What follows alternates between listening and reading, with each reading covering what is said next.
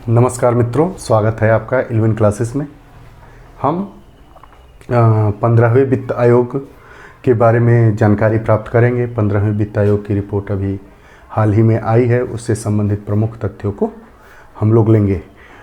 ये जो हमारा वित्त आयोग है, इसके गठन के बारे में हमारे संविधान में क्या क्या प्रावधान है उसको भी देखेंगे। ये जो वित्त आयोग होता है, ये कौन सा हमारा ये वर्तमान में जो रिपोर्ट पेश किया है जिस वित्त आयोग ने, वो कौन सा वित्त आयोग है, इसके गठन की आवश्यकता क्यों पड़ी, इसके गठन के पीछे इसका उद्देश्य क्या था, इसके अध्यक्ष कौन है, इसका गठन कब किया गया था, इनकी अनुशंसाएं कब से कब तक के लिए होंगी, आदि प्रमुख विषयों को देखेंगे। आप हमारी वीडियोस को अंत तक देखते रहें। आप हमारे 11 क्लासेस चैनल को ज़्यादा से ज़्यादा लोगों तक इसकी पहुंच को बढ़ाएं और उनसे सब्सक्राइब, लाइक और शेयर करने के लिए निवेदन करें। यही हमारा आपसे आग्रह है। आइए हम विषय को देखते हैं। 15वें वित्त आयोग की रिपोर्ट और उससे संबंधित प्रमुख तथ्यों को देखेंगे। वित्त आयोग, फाइनेंस कमीशन अंग्रेजी में कहते हैं, हमारे संविधान के मतलब भारतीय संविधान के अनुच्छेद 280 में वित्त आयोग के बारे में प्रावधान है।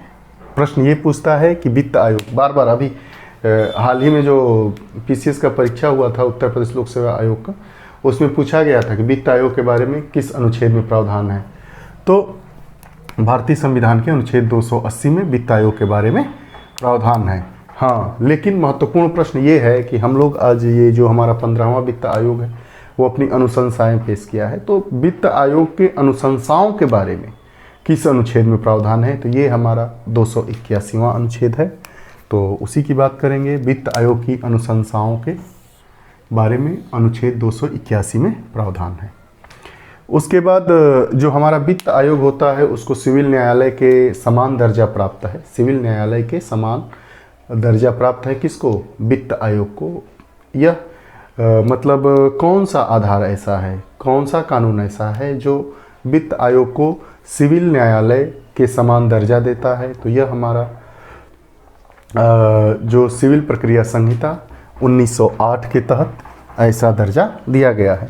इसमें प्रमुख 3 प्रश्न हैं। वित्त आयोग को सिविल प्रक्रिया संहिता 1908 के तहत सिविल न्यायालय का दर्जा दिया गया है। ठीक है।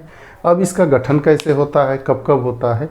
तो जो वित्त आयोग का गठन होता है प्रत्येक 5 वर्ष बाद या उससे पूर्व भी अगर आवश्यकता महसूस हुई तो राष्ट्रपति के द्वारा इसका गठन किया जाता है। ठीक, तो 4 हमारे प्रश्न आए।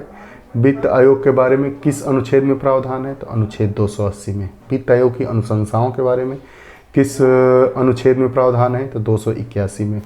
वित्त आयोग को सिविल न्यायालय के समान दर्जा दिया गया है, ये कहाँ से लिया गया है?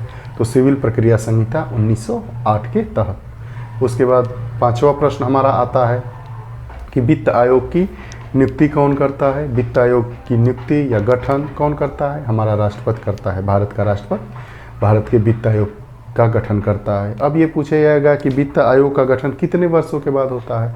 वित्त आयोग का गठन सामान्यतः 5 वर्षों के अंतराल पर किया जाता है, लेकिन अगर आवश्यकता हो तो राष्ट्रपति 5 वर्ष से पूर्व भी वित्त आयोग का गठन कर सकता है। ये हमारी कुछ प्रमुख बातें जो प्रिलिमिनरी एग्जाम के लिए उपयोगी हैं। अब इसके आगे हम अभी 15वें वित्त आयोग की रिपोर्ट आई है। ये हमारा वित्त आयोग कौन सा, किस वित्त आयोग की रिपोर्ट आई है? किस वित्त आयोग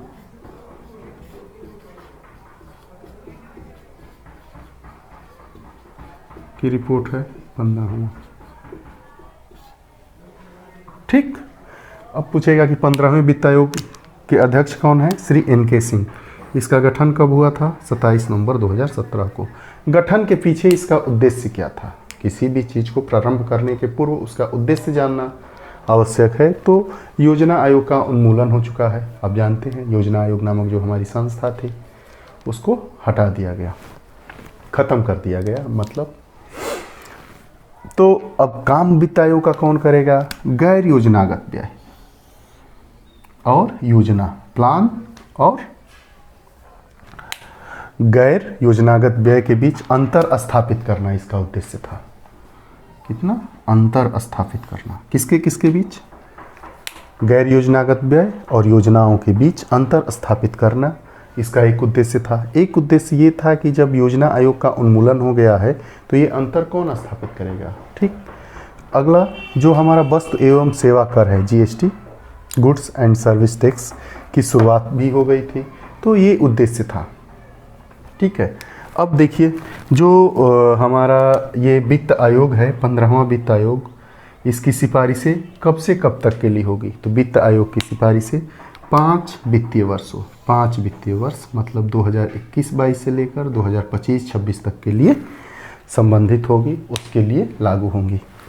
यह रिपोर्ट किसको सौंपी गई है, राष्ट्रपति को सौंपी गई है और राष्ट्रपति केंद्रीय वित्त मंत्री द्वारा संसद में इसको पेश किया जाएगा। इस समय केंद्रीय वित्त मंत्री कौन है, निर्मला सीतारमण जी हैं। आइए तो देखिए 15वां वित्त आयोग है हमारा ये, जिसकी रिपोर्ट अभी हाल ही में आई है। इसके अध्यक्ष श्री NK सिंह जी हैं। गठन कब हुआ था, 27 नवंबर 2017 को। शामिल सिफारिशें 5 वित्तीय वर्षों के लिए 2021-22 से लेकर 2025-26 तक के लिए है। यह रिपोर्ट राष्ट्रपति को सौंपी गई है और संसद में कौन प्रस्तुत करेगा, कौन पेश करेगा, तो केंद्रीय वित्त मंत्री के द्वारा इसे संसद में प्रस्तुत किया जाएगा। इस रिपोर्ट से संबंधित प्रमुख तथ्य क्या है, इसमें ये दिया गया है कि केंद्र और राज्य के बीच में तनाव की स्थिति बनी हुई है।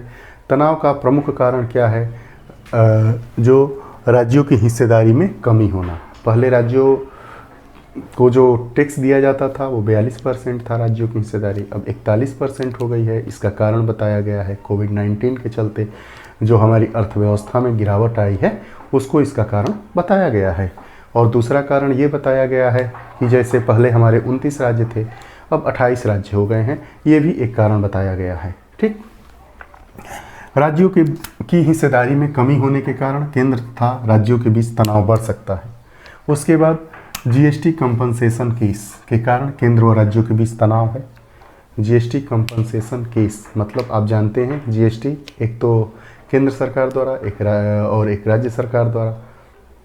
ठीक है, तो जो कुछ टैक्स ऐसे भी होते हैं जो केंद्र द्वारा वसूले जाते हैं लेकिन उसमें राज्यों की भी हिस्सेदारी होती है, तो वैसे ही जीएसटी का भी प्रावधान है। जीएसटी वसूला गया केंद्र द्वारा लेकिन राज्यों को उसमें जितनी हिस्सेदारी चाहिए थी राज्य का बकाया है, तो राज्यों के बीच तनाव का कारण है। क्योंकि अभी कोविड-19 की महामारी चल रही है, उसमें हमारी अर्थव्यवस्था ठप पड़ी है, सब चीज़ें बंद पड़ी हैं, सेवाएं बंद हैं और उद्योग बंद हैं, सभी जितने मतलब मुद्रा का आवागमन एक तरीके से रुक सा गया है। उद्योग धंधे चौपट हो गए हैं, कई रोज़गार बेरोज़गार हो गए हैं और आप लोग बाकी सब देख ही रहे हैं क्या क्या संकट छाया हुआ है भारत पर और भारतीयों पर। तो उसके कारण क्या है, जैसे मान लीजिए कि यूपी को देना है केंद्र के द्वारा 50 करोड़, ठीक है, 50 करोड़ देना है, ये नहीं दिया गया तो ये बार बार मांगेंगे कि 50 करोड़ दे दीजिए भाई, हमारा कुछ काम चले, ये नहीं देंगे तो ये भी एक तनाव का कारण है। तो ये रिपोर्ट में जो तथ्य आया है वो दिया है कि जीएसटी कंपनसेशन केस के कारण केंद्र और राज्यों के बीच तनाव अभी कायम ही है और राज्यों की हिस्सेदारी कम हो गई, पहले 42% था, ठीक है, अब कितना हो गया है, 41% हो गया है, 1% की कमी हो गई है। उसके बाद कोविड-19 के कारण राजस्व में कमी भी तनाव का कारण है। ठीक, उसके बाद फंड्स की कम शेयरिंग, ठीक है, सार्वजनिक स्वास्थ्य निधि, रक्षा वित्त नीति और सामाजिक तथा आर्थिक न्याय इस रिपोर्ट के प्रमुख कारण है। दिया गया है कि चाहे फंड्स की कमी हो, चाहे देश किस भी समस्या से जूझ रहा हो, लेकिन कुछ मूलभूत आवश्यकताएं होनी चाहिए। आप देखें कि कोविड-19 संक्रमण काल में हमारी स्वास्थ्य सेवाएं किस स्तर की हैं, उस पर क्या क्या काम किए गए हैं, वो सब आपको पत्र के माध्यम से, मरीजों के माध्यम से, समाचार के माध्यम से आपको सब दिख गया होगा। उसके बारे में ज़्यादा बताने की आवश्यकता नहीं है। हमारी जो सार्वजनिक स्वास्थ्य निधि है, इसके बारे में रिपोर्ट में तथ्य दिया गया, इसको कैसे कायम किया जाएगा, कैसे इस पे बात होगी। रक्षा विषय भी प्रमुख मुद्दा है। वित्त नीति हमारी कैसी होनी चाहिए, रक्षा नीति कैसी होनी चाहिए, ये भी है। और सामाजिक तथा आर्थिक न्याय भी इस रिपोर्ट के प्रमुख अंग हैं। हम लोग 15वें वित्त आयोग की रिपोर्ट को जाने समझे, वित्त आयोग के बारे में कहाँ कहाँ प्रावधान है, उन सब विषयों को जाने, सभी परीक्षा उपयोगी विषयों को जाने। आप हमारे साथ बने रहे, इसके लिए आप लोगों को बहुत बहुत धन्यवाद। आपको यह कक्षा कैसी लगी, अपने सुझाव हमें कमेंट बॉक्स के माध्यम से दें तथा ज़्यादा से ज़्यादा इस चैनल को अर्थात इल्विन क्लासेस चैनल को लाइक करें, शेयर करें और सब्सक्राइब करें। यही हमारा आपसे निवेदन है। हमारी और वीडियोस को देखने के लिए आप गूगल सर्च पे या यूट्यूब सर्च पर जाएंगे और इल्विन क्लासेस टाइप करके जब उसको सर्च करेंगे तो इल्विन क्लासेस नाम से हमारा चैनल आपको दिखेगा।